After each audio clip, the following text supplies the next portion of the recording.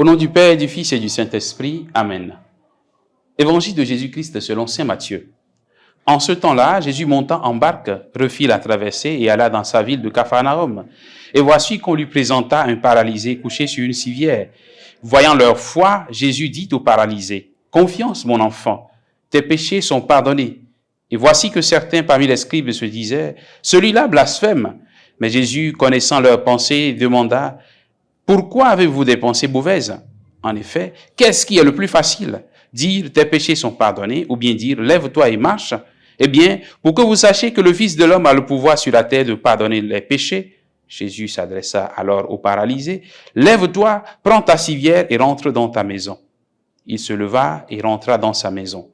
Voyant cela, les foules furent saisies de crainte et rendirent gloire à Dieu qui a donné un tel pouvoir aux hommes.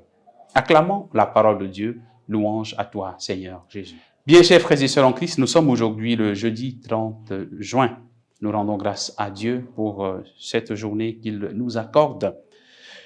Dans l'évangile d'aujourd'hui, nous voyons Jésus, médiateur entre Dieu et les hommes. Il rétablit l'homme dans sa dignité de fils de Dieu, d'enfant de Dieu. Il rencontre ce paralytique, cet homme réduit à l'inertie, à la stagnation. Cet homme réduit parce qu'il ne peut pas bouger et vaquer à ses occupations comme les autres. Il va le guérir, il va lui accorder le pardon des péchés. L'action de Jésus est donc totale et efficace dans la vie de cet homme comme dans la vie de chacun de nous. Cette action de Jésus nous accorde le pardon et la miséricorde, mais aussi la guérison intérieure.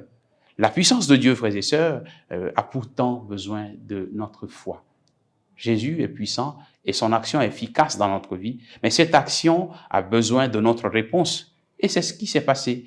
Dans l'évangile, on voit ceux qui étaient avec cet homme qui, à cause de leur foi, vont recevoir donc la guérison de l'homme et le pardon des péchés de cet homme.